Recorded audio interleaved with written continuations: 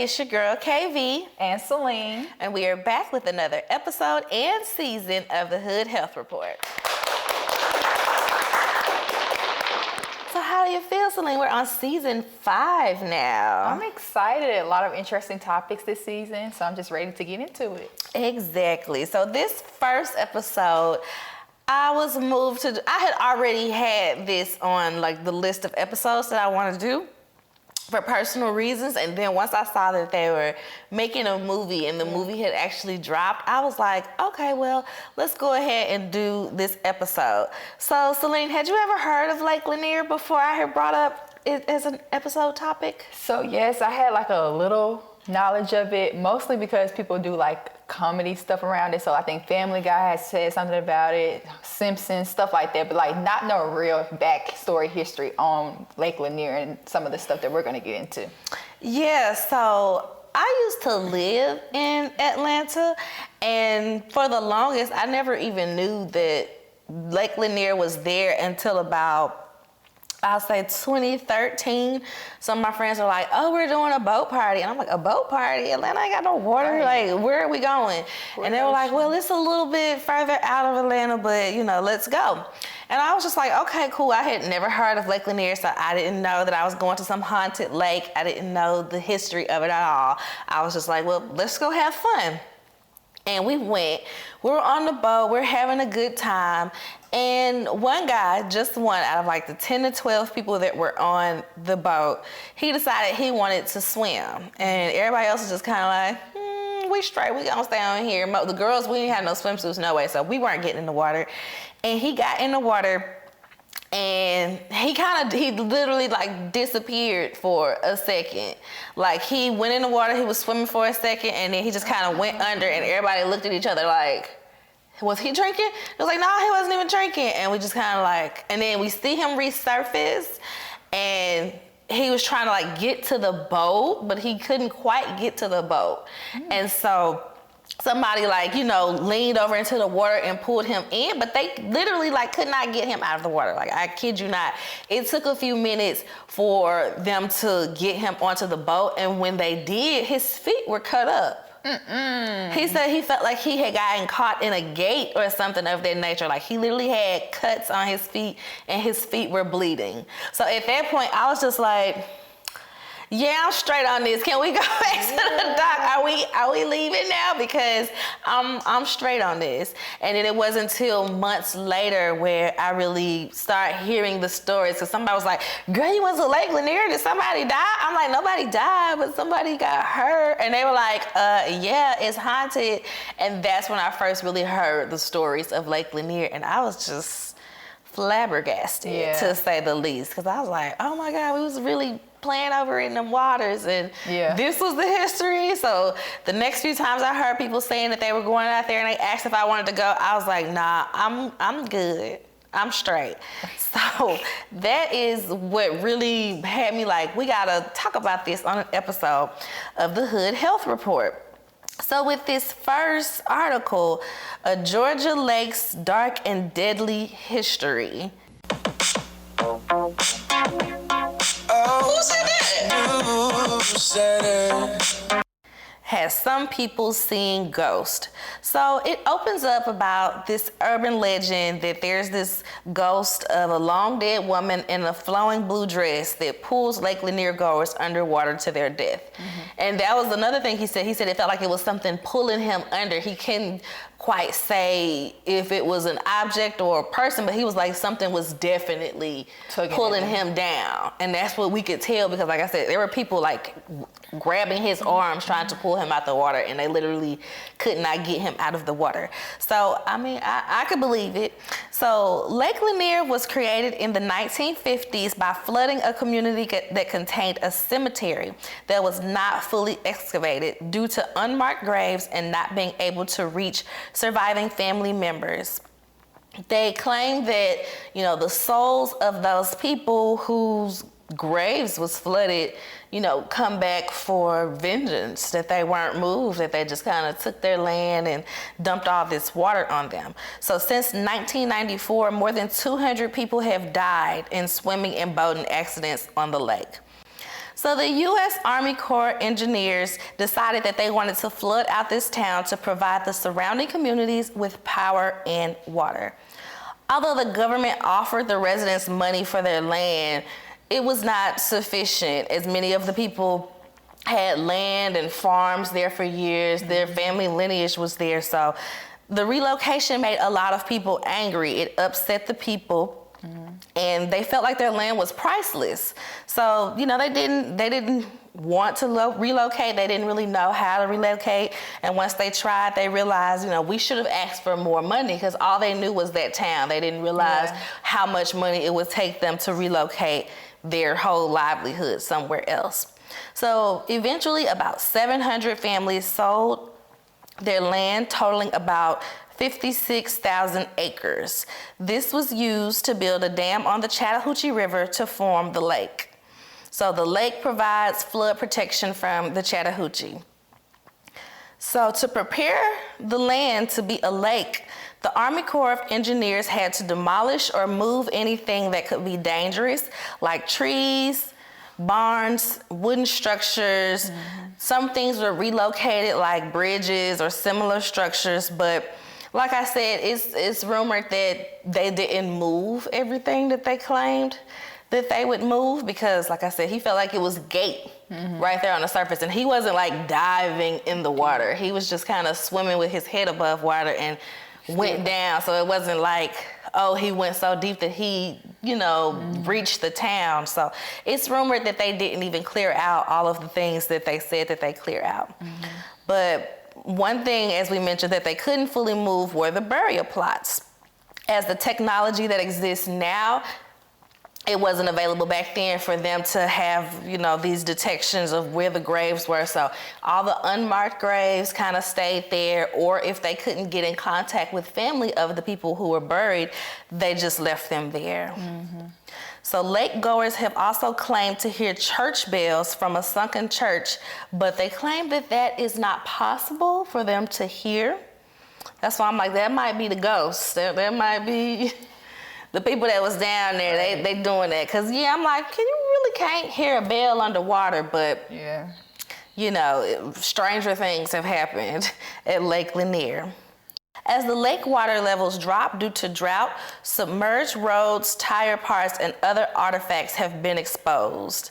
So like I said, they said they thought they felt a gate. I know a lot of people have seen like tires just kind of randomly come afloat, and I'm like, where the hell did that tire come from? Just like out of nowhere. Yeah, they left a racetrack down there. So one thing that is not talked about often is that this land once belonged to indigenous people who now cannot uncover any of their history and their land.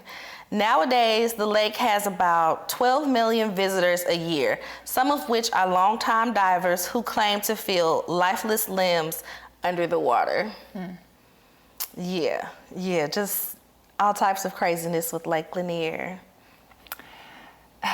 As a diver, why would you want to be down there? I don't know. It doesn't sound intriguing to me. But yeah. Especially knowing the history of it. It's like, this is a man-made lake for one. I wouldn't want to dive, period, but definitely not in a man-made lake that they literally flooded out a town to create. So this next article is titled "The Haunting of Lake Lanier." So Lake Lanier is the largest lake in Georgia and is also one of the deadliest lakes in the U.S. At its deepest point by the dam, the lake plummets to 200 feet deep. So that's another thing where it's like 200 feet deep, but people are feeling all of this debris and things, you know, at the surface of the water. That was just kind of crazy. So since it was built in the 1950s, 500 people, at least 500 people have died at Lake Lanier. As mentioned in the previous article, they get almost 12 million visitors a year, but the lake's popularity doesn't explain the high numbers of fatalities. So people are always saying, well, it's that many deaths out there because it's a popular lake and a lot of people go.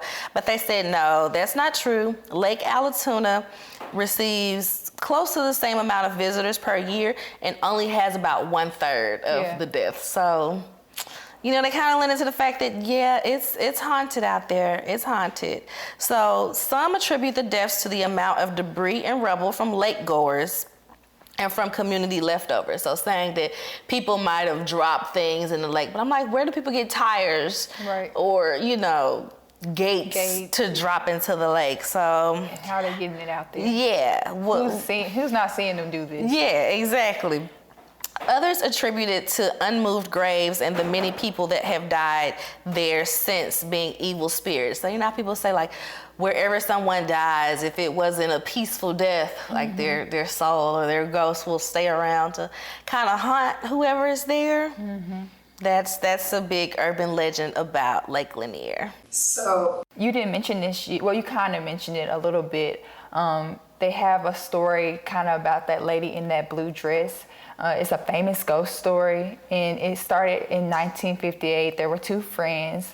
One was named Dahlia Mae Parker Young, and the other one was Susie Roberts. They departed from a dance, and after getting gas and skipping out on paying it, they skidded off of the bridge, crossing the lake, and disappeared. The following year, a fisherman came across a decomposed, unidentified body floating near the bridge. It wasn't until like 1990, over 3 decades, that officials discovered that it was a body from the 1950s. They found like the 1950 Ford sedan with remains belonging to Roberts.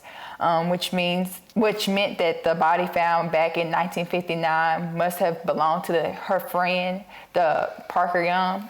So a lot of people attribute that to some kind of haunting as well. The Lake Lanier tragic history can be traced back long before it was a lake as well. They said that it was a site for western side of the Cherokee Nation in the 1930s, and the U.S. government removed most of its members that were there, and they had to walk the Trail of Tears. So like it has like a long history of just people feeling or of sad things that have happened before it was even a lake there. So a lot of people attribute that to maybe why it's so many huntings and other things that go on at Lake Lanier. And I didn't know that before. Yeah, I had never heard about that. I always knew that it was once a prominent black town, and that they moved the black people out and moved all the white people in, and then they were like, let's just use it for a lake. So I always knew that part of the history, but I didn't know that they took it from the Cherokee Nation to begin with. So it's like double haunted, triple haunted, pretty much. Sure.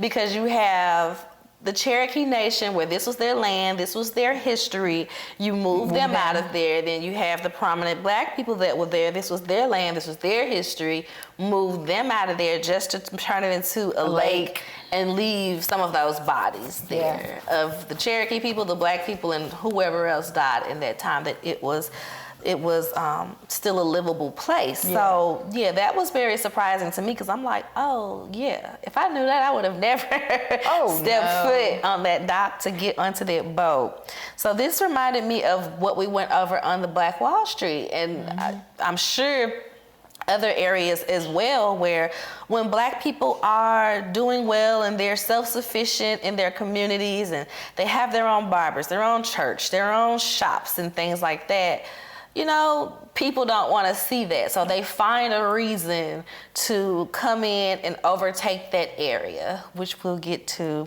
Right. Which we'll get to.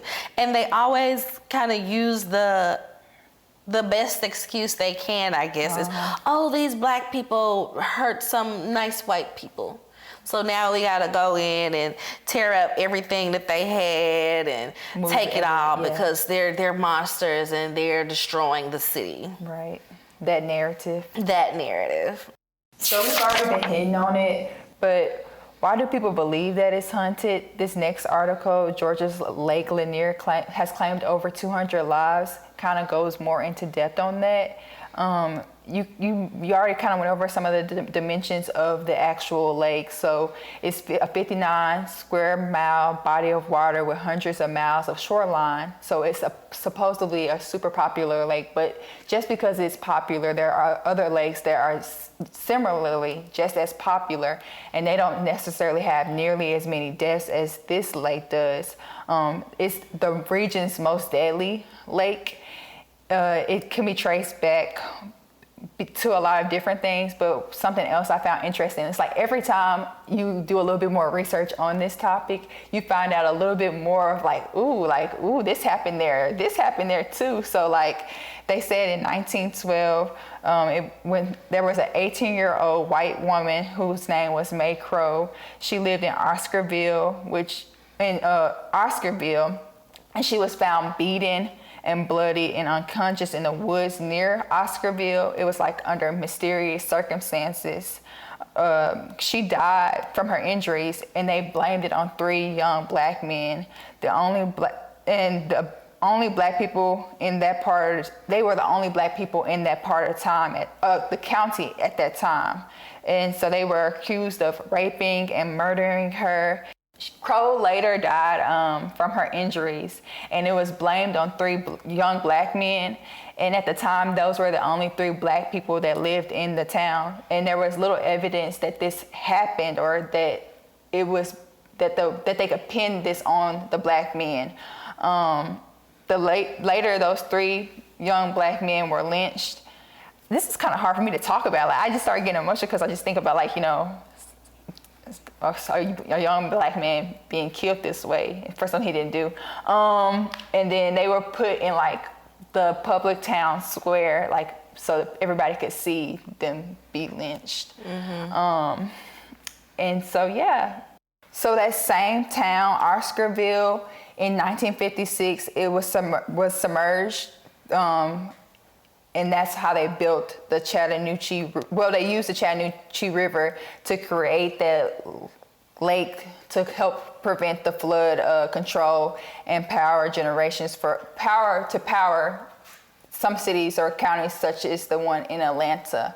It cost about $45 million to complete, which included buying the land, relocating the families, businesses, and supposedly the cemeteries, but we all know that all of that did not happen. And then a lot of people that did end up selling their land, they still weren't able to really afford to be relocated. So it was, in a sense, a bad trade-off for the people that did end up leaving that town. Yeah, and although the engineers claimed that they removed any potentially dangerous materials, experts report that there are 60-foot trees that are present under the water, and also that some barbed wire fences have loosened and may have, crept up to the surface where people become entrapped in. And that was one thing I was truly thinking about, was the trees part, because I'm like, did they move the trees? And even if, did they dig it from the root and relocate the trees? Because if not, those trees, some of those trees can still be growing underwater. And they said, experts said those trees are now 60 feet tall under the water. And so, yeah, it just kind of shines some light. Like I said, somebody felt like they felt wire and gates under their feet were bloody, and they've had experts to say that they didn't move those gates. Those gates have loosened up and crept up to the surface. So that was more so the history of Lake Lanier. Now we're going to get into the current day, what's going on with Lake Lanier. So 3 recent deaths at Georgia's Lake Lanier joined more than 200 killed on the reservoir since 1994. And this is a USA Today timeline of articles on the Lake Lanier. So this article highlights a specific incident where a swimmer went missing, and when someone went in to try to save him, they said they felt a sensation of being electrocuted by something in the water. So that was, interesting, because what is electrocuting someone underwater? This stream of articles also explains further how the deaths are classified. So a boating fatality is when a victim enters the water from a moving vessel. A drowning is when a victim enters the water from a stationary object. Suicides and medical events, including cardiac arrest and strokes, are not counted in these numbers. So that was very alarming to me, because it was like, the fact that they would even say that means that there have been people out on the lake that have committed suicide or had a stroke and died.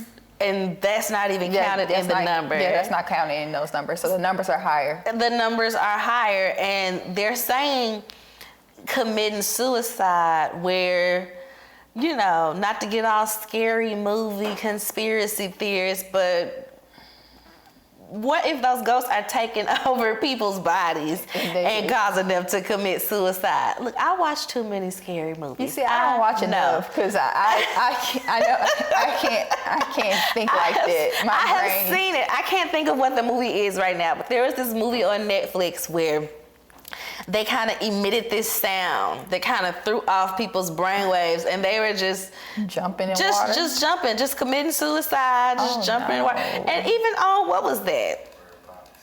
Bird Box. Was it Bird Box? No, that was something a little different. But even on, I know it's a fiction movie-ish, but even on Black Panther, when, you know, the one tribe of people came and they was emitting that sound out to people and they just started jumping off the boat. Like, I've seen that happen in multiple movies to the point where it's like, is there a sound wave or something? Because people believe in hypnosis. I'm about to say, don't get me started on, that's a rabbit hole that you can really get into. People believe in hypnosis. So if you believe in hypnosis, you don't think that, you know, some being would have the ability to do that and cause these people to commit suicide because you playing on their grave in this lake? Well, they say we operate on frequencies. That's what I'm saying. We operate on frequencies. That's the reason why it's exactly. important sometimes with the music you listen to. It helps like higher or lower your mood. And that is, when you mention that, that is why I just cannot listen to a lot of stuff that is out there. I find myself listening to music from the early 2000s or, you know, music from at least 10 years ago, because some of the stuff that's out now is just so depressing and it's just so low vibrational. Yeah. It's like, I can't get with this. I don't want to talk about getting so high that you're about to die and, you know, all of these crazy things. The wording, you need to pay attention to the words they speaking on them songs too. We done went this way. Off the deep end. But no, I do get what you're saying. Like, it could. You never know. That's low vibrational out on that lake. Yeah, that's what I'm saying. You out there. You out there playing on people's graves. So they said Gwinnett County draws an average of 65 million gallons per day from Lake Lanier to provide public water supply for business and residents. And this had me because I'm like, y'all got people drinking this haunted water? And y'all don't even know what's really down there. Like, that's why Georgia water be so nasty. Yeah. Because it's haunted water that is being drank. That's why the water come out brown. Even though I didn't live in Gwinnett County, I've worked in Gwinnett County, and that water, the water has a smell and a color.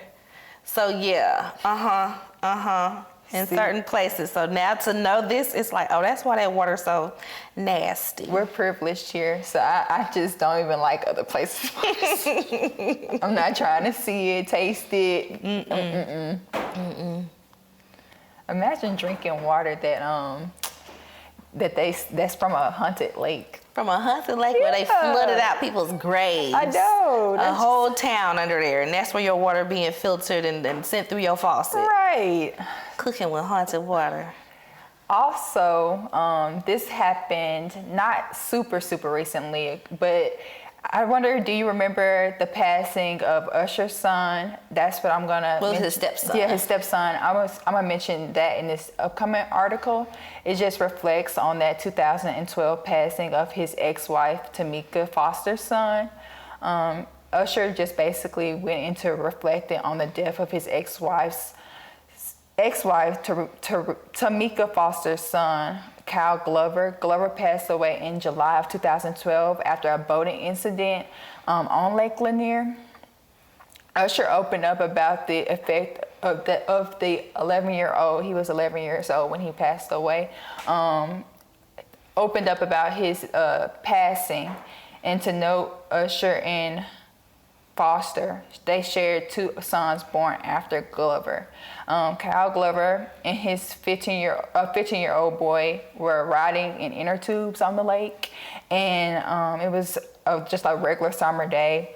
The boys were struck by a Kyle Glover and a 15-year-old boy named Jordan were riding in inner tubes on the lake, and it was just a hot summer day. The boys were struck by another watercraft. A dude named Jeffrey was driving the other one, and it killed Tamika's son, and then it also just severely injured the other boy. Hubbard, which was the person driving the other one, was indicted by a grand jury in February of 2013. And he was hit with multiple charges for homicide by vessel, serious injury of vessel, and others. And furthermore, he was found guilty of all the charges.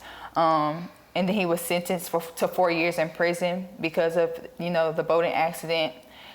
The governor signed a bill known as the Kyle Glover Boat Education Law, which is supposed to be legislation and to help with people not making sure that they weren't driving boats or doing those things above the legal blood alcohol limit of operating those crafts in Georgia, which I think was important and very a great piece of legislation to be signed.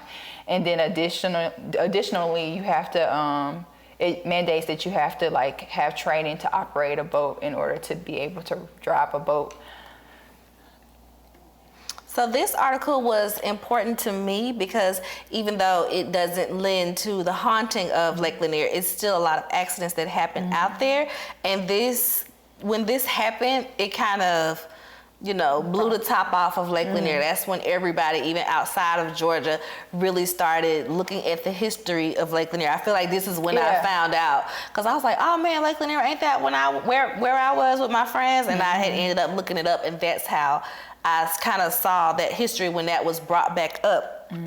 So yeah, it was very, this article was just very interesting in general. So since then, Tamika Foster had filed a petition to have the lake drained, cleaned, and restored in order to find lost bodies and clear away any dangerous debris.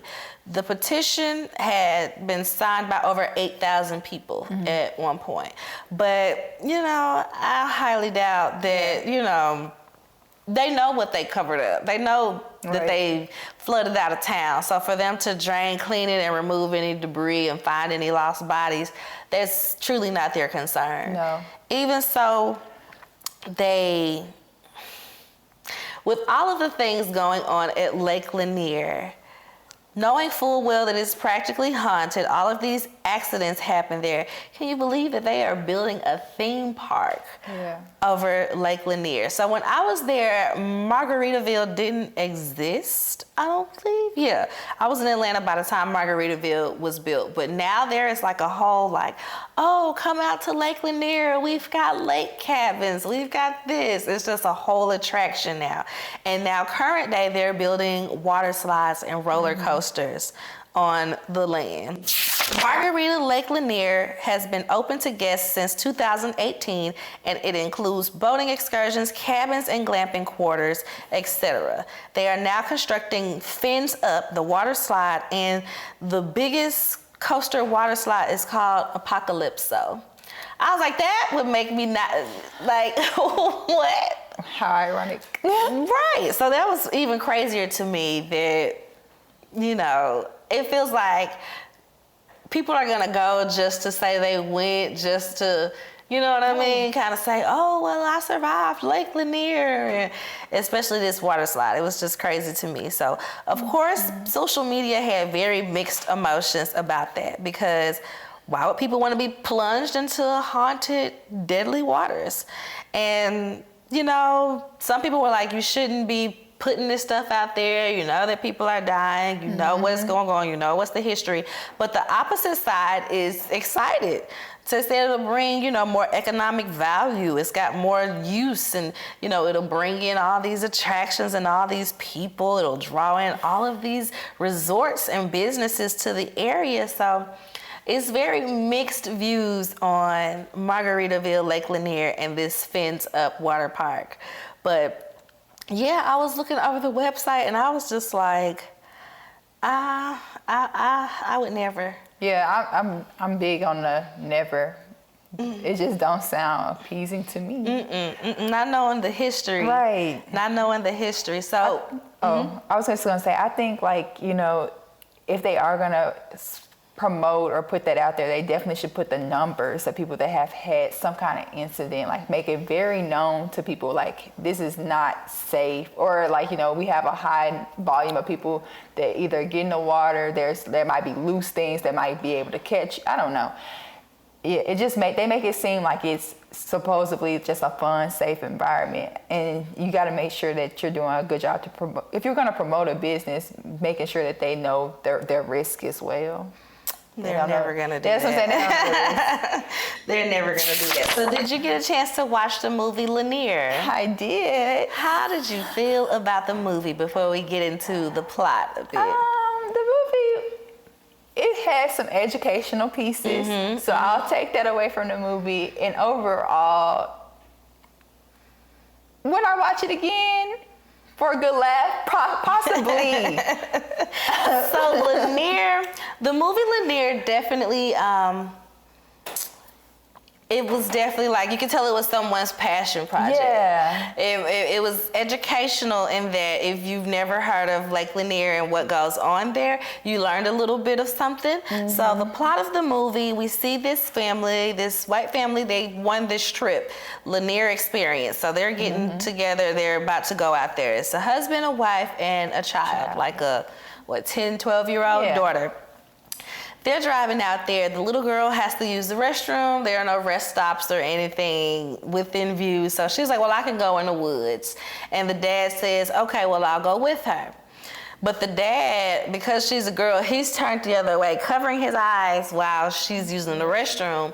And the little girl, she uses the restroom and then just runs off towards the lake to play. The dad, it's a few seconds before he realized, oh, she is not over there anymore. And when she runs out to the lake, an arm reaches up and tries to grab her and pull her in the lake. So she starts screaming.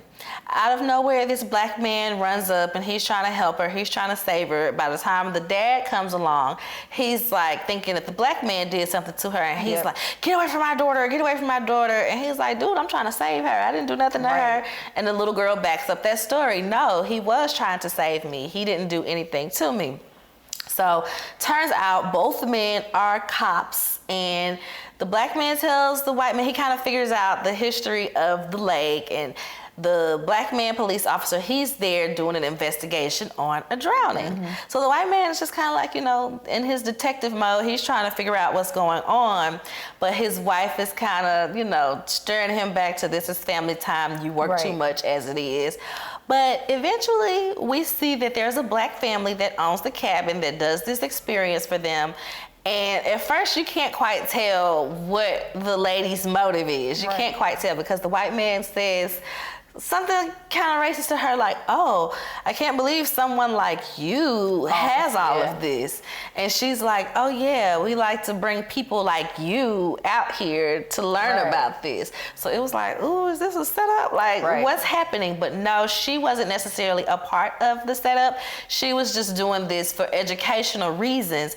However, the black guy officer, his granddad was one of the ghosts in the lake. So the granddad kept approaching him we need more, we need more. We need another body. We need another body. And he's like, granddad, dang, you gonna get me caught up. All these people going missing and they gonna finally link it back to me. I can't keep giving you these people to kill. But he eventually spikes the punch that the experienced goers are drinking. So they are all kind of subdued enough to be captured, basically. So some of them are captured, and his wife ended up drinking some of the punch too. So it just ends up being an all-around we need these bodies, give us more people. Right. And, you know, lending to how the lake is haunted and these people want revenge. So it was interesting enough as far as the plot goes, but it was definitely like, all righty. Right. All righty, Lanier. They definitely wanted to get the message out. So for that, I can appreciate the movie.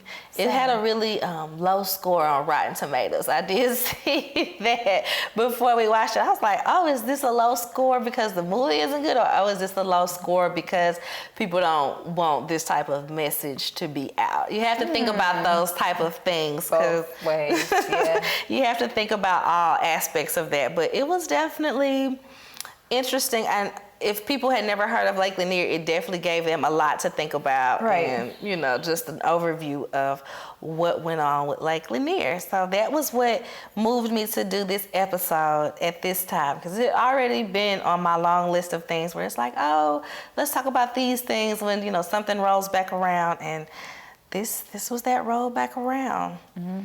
So yeah, guys, make sure you check out some facts about Lake Lanier, or if you're visiting these historical places, not just Lake Lanier, but historical places in general, you kind of know a little bit of history about it. You're not just going in blindly. So yeah, that is this episode of the Hood Health Report.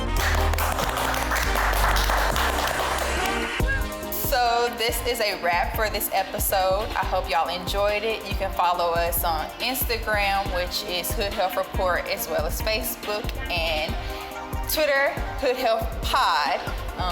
We also have a TikTok page now, Hood Health Report. Follow us there. Yeah. Don't forget to subscribe to the YouTube channel. All of the links will be in the descriptions and the bios for you to click on. Tap, like, comment, do it all. Subscribe, all of the things. Share it with a friend. Yes. Share it on your social media. If you have a TikTok, make a little video, send it. Let us know you're out there watching, guys.